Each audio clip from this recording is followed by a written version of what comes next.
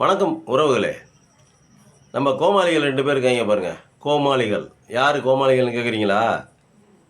Trump, Netanyahu இவங்கள மாதிரி ஒரு கோமாளியை நீங்கள் பார்த்தே இருக்க முடியாது. எப்படியாப்பட்ட கோமாளிகள் அப்படின்னா, நோபல் பரிசு வேணும்னு கேட்குற கோமாளி இருந்தால். ட்ரம்ப் எப்படின்னா, நோபல் பரிசு வேணும் அப்படின்னு கேட்குற கேடுகெட்ட கோமாளியிலையும் கோமாளி, ஜோக்கர் இவர் ஒரு உலகத்தில் இருக்கக்கூடிய வல்லரசுக்கெல்லாம் இவர் தலைவர் அப்படின்னா எவனுமே நம்ப மாட்டான். குழந்தை கூட நம்பாதுங்க. இவர் உலகத்தில் இருக்கிற நாடுகளுக்கு இவர் ஒரு தலைவன், உலக வல்லரசினுடைய தலைவன் அப்படின்னா ஒரு குழந்தை கூட நம்பாது. அந்த மாதிரி ஒரு பைத்தியக்காரன்லையும் கேடுகட்ட பைத்தியக்காரனை கொண்டு வந்து அந்த நாடு ட்ரம்ப்புங்கிற பேரில் செலக்ட் பண்ணி வச்சுருக்குது. இப்போ 2 வாரங்களுக்கு போர் நிப்பாட்டியிருக்காரு. எதுக்கு நிப்பாட்டியிருக்காருன்னு தெரியல. எதுக்காக போர் ஆரம்பித்தார்? அவர் சொன்ன காரணம் என்ன? முதல்ல சொன்னது, நாங்கள் நெத்தன்யாகுக்கு எதிராக இவங்க இருக்கிறாங்க, அதனால் நாங்கள் அவர் மேலே போர் தொடுக்க போகிறோம். இது நெத்தன்யாகு சொல்லி கொடுத்து அது மூலமாக செஞ்சது. நெத்தன்யாகு சொல்லி கொடுத்தாருங்கிறதுக்காக போரை நெத்தன்யாகு ஸ்டார்ட் பண்ணி அடிச்சுக்கிட்டு இருக்காரு. இவருக்கு அமெரிக்காக்காரனை திருப்பினது அவர் தான், நெதன்யாகு தான். நெதன்யாகாக தான் போய் மாட்டினார். அடித்தார். என்னன்னு சொல்லி அடித்தார்? அணு ஆயுதங்கள் இருக்குது, செறிவூட்டப்பட்ட யுரேனியம் இருக்குது, அந்த யுரேனியத்தை நாங்கள் எடுக்க போகிறோம், தகர்க்க போகிறோம், ஒன்றும் இல்லாமல் பண்ண போகிறோம். ஏதாவது ஒன்று இவங்க அணுகுண்டு தயாரிக்கக்கூடாது அப்படின்னு. இது எல்லாம் இப்படி போய்கிட்டு இருக்கும்போது அப்புறம் ஹார்மஸ் நீரிணை அந்த பிரச்சனை வந்துச்சு. அவங்க மூடினாங்க. அதுக்கப்புறம் பிரச்சனை வந்துச்சு. அது திறக்கலைனாக்கா இத்தனை நாளுக்குள்ளே சண்டைனாங்க. அந்த டைம் கொடுத்தாங்க. அந்த டைம் இன்னையோட முடிஞ்சு போச்சு. அது முடிஞ்சு போச்சு. இப்போ 2 வாரம் போர் நிறுத்தம் அறிவிச்சிட்டார். இந்த 2 வாரம் போர் நிறுத்தத்தில் அன்னையிலேருந்து இன்றைக்கி வரைக்கும் நடந்தது என்ன அப்படின்னா, பல 100 உயிர்கள் செத்ததை தவிர வேறு எதுவுமே நடக்கலை. ஏதாவது ஒரு நல்ல காரியம் இந்த உலகத்துக்கு நடந்திருக்குதா? ஏதாவது ஒரு ஒரு ஒரு ஒரு இந்த மனித குலத்துக்கு ஏதாவது ஒரு நன்மை வாய்த்திருக்கிறதா? ஒன்றுமே இல்லை. போர் ஆரம்பிக்கிறதுக்கு முன்னாடி ஹார்முஸ் நீரிணை திறந்து இருந்துச்சு. அந்த கப்பல்கள் போயிட்டு வந்துருந்துச்சு. எந்த எரிபொருளுக்கு எந்த பிரச்சனையும் இல்லை, எரிவாயுக்கு எந்த பிரச்சனையும் இல்லை, நீட்டாக நடந்துக்கிட்டு இருந்துச்சு. இவன் அடிக்க திருப்பி ஈரானுக்காரன் திருப்பி அடிக்க இது பிரச்சனையை ஹார்முஸ் நீரிணையை மூடிட்டாங்க. இப்போ இவங்க எதுக்கு சண்டைக்கு போனாங்க அங்கே அப்படின்னா, என்ன எதுக்கு சண்டைக்கு போனாங்க அப்படின்னாக்கா, அந்த யுரேனியம், பதப்படுத்தப்பட்ட யுரேனியம் வச்சுருக்காங்க, செறிவூட்டப்பட்ட யுரேனியம் வச்சுருக்காங்க அப்படின்னு சண்டைக்கு போனாங்க. இன்றைக்கி போர் நிறுத்தம் முடியும் போது என்ன பேச்சுவார்த்தை பேசி முடிச்சிருக்காங்க? யுரேனியம் நீங்கள் செறிவூட்டலாம், அதுக்கு தடை இல்லை. அட பைத்தியக்கார பரதேசி பண்ணாடைகளா, எதுக்குடா சண்டைக்கு போனீங்க? யுரேனியத்துக்காக சண்டைக்கு போனீங்க. யுரேனியத்தை திருப்பி பதப்படுத்தலாம், செறிவூட்டலாம்னு சொல்லிட்டு வரீங்களே, இது நீங்கள் உங்கள் மண்டையெல்லாம் என்னடா மூளை இருக்குது? அப்புறம் எதுக்குடா சண்டைக்கு போகிறீங்க? இப்போ சண்டைக்கு போய் நீங்கள் சாதித்தது என்னடா? இந்த சண்டை நடந்து இப்போ ஒரு 10-15 நாளாக சண்டை நடக்குது. சாதித்தது என்ன? அமெரிக்காவுக்கு ஏகப்பட்ட பொருள் இழப்பு, இஸ்ரேல் நாடு கிட்டத்தட்ட முக்கால்வாசி காலி, ஈரான் நாடு கிட்டத்தட்ட முக்கால்வாசி காலி. எத்தனை ஆயிரம் உயிர்கள் செத்து இருக்குது இது வரைக்கும் இன்னும் கணக்கு வரல. 3 தரப்புலையும் சேர்த்து, அமெரிக்கா தரப்புலையும் சரி, ஈரான் தரப்புலையும் சரி, இஸ்ரேல் தரப்புலையும் சரி. அது ஒரு பக்கம். இங்கிட்டு கல்ஃப் கண்ட்ரிஸில் இருக்கக்கூடிய அமெரிக்கன் பேசஸ் எதெல்லாம் இருக்குதோ அதை பூரா அடிச்சிருக்குது ஈரான். அதில் எத்தனை உயிர்கள்? அடடா, அவங்க இந்த நாட்டுக்காரன் செஞ்சாலும் அதில் செத்து போன உயிர் தானேயா? அது ஒரு மனுஷன் தானேயா? இப்போ என்னையா சாதிச்சிங்க? நெதன்யாகவும் ட்ரம்ப்பும் என்ன சாதிச்சிருக்கீங்க? ஒரு சாதனையை சொல்லுங்கள் பாப்போம். முதல்ல இருந்ததை விட இன்றைக்கி அவனுக்கு பெருசாக எல்லாத்தையும் தூக்கி கொடுத்துட்டு வந்திருக்கீங்க. அணு ஆயுதம் அவன் நீ யுரேனியம் செறிவூட்ட மாட்டேன்னு சொல்லிட்டு தான் அவன் சொல்லிகிட்டு இருந்தான். இப்போ யுரேனியத்தை நாங்கள் செறிவூட்டுவோம் அப்படின்னா நீ போகிற நிப்பாட்டு, இல்லை அப்படின்னா சாட்டி நான் பார்த்துக்கலான்னு சொல்லிட்டான். அவன் கடைசி வரைக்கும் துணிச்சலாக தான் இருக்காங்க. இவங்க தான் 2 பேரும் கோமாளியாகி, கேடுகட்ட கோமாளி ஆகிட்டாங்க இவங்க 2 பேரும்.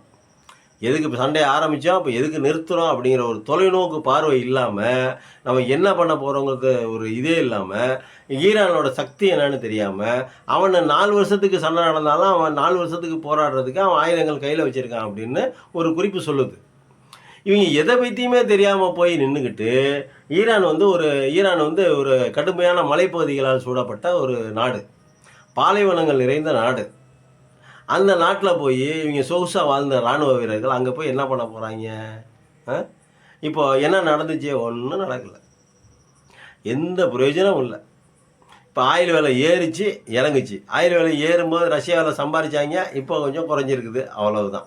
மற்றபடி ரஷ்யாவை தவிர, ஆயில் விற்கும் நாடுகளை தவிர பாக்கி எந்த நாட்டுக்கும் 10 நயா பைசா பிரயோஜனம் இல்லை. அமெரிக்காவுக்கு அதிபயங்கரமான நட்டம், ஈரானுக்கு அதிபயங்கரமான நட்டம், இஸ்ரேலுக்கு சொல்லவே வேணாம், நட்டமோ நட்டம். அப்போ இதில் நடந்தது என்ன? எவ்வளோ பைத்தியகாரத்தனமாக இருக்குது பார்த்தீங்களா? மனிதனுடைய சிந்தனைகள், மனிதனுடைய யோசனைகள், ஒரு தொலைநோக்கு பார்வை, ஒரு உலக வல்லரசினுடைய ஒரு அதிபர் எவ்வளோ தொலைநோக்கு பார்வையோட யோசிச்சிருக்கணும், என்ன மாதிரி பண்ணியிருக்கணும். ஏதோ இராணுவம் இருக்குது, நம்ம பெரிய தலைக்கட்டு, உலகத்துக்கே நம்ம ஒரு பெரிய தலைக்கட்டு, நம்ம சொன்னால் உடனே அடங்கிடுவாங்க, நம்ம காலில் வந்து விழுந்துருவாங்க. அதெல்லாம் காலம் மாறி போச்சு. இப்போல்லாம் அவன் சிந்திக்கிறான். அவன் ஒரு நாடு, அவனுக்குன்னு ஒரு இறையாண்மை இருக்குது. அவனுக்கு தேவையான அணு ஆயுதங்களை அவன் தயாரிச்சுக்கிறதுக்கு உரிமை இருக்குது.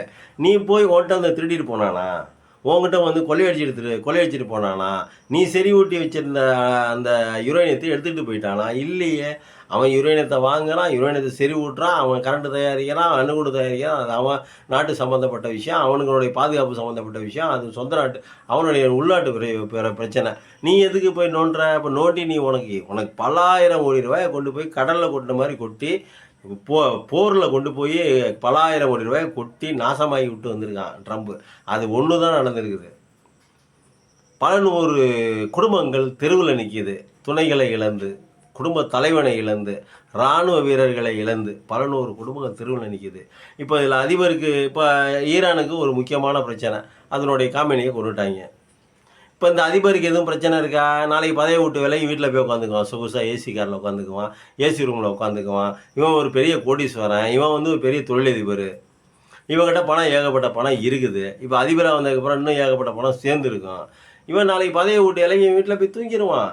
அந்த இத்தனை இராணுவ வீரர்கள் செத்தாங்களே, இத்தனை குடிமக்கள் செத்தாங்களே, ஒரு ஸ்கூலில் போய் ஒரு குண்டை போட்டு, ஒரு ஸ்கூலில் போய் குண்டை போட்டு 167 குழந்தைங்களை கொண்டாங்களே, அந்த குழந்தைங்களுடைய கதி, ரோட்டில் அடிபட்டு செத்தவனுடைய கதி, இறந்த இராணுவ வீரர்களுடைய நிலைமை, அவங்க குடும்பங்கள் படுற வேதனை.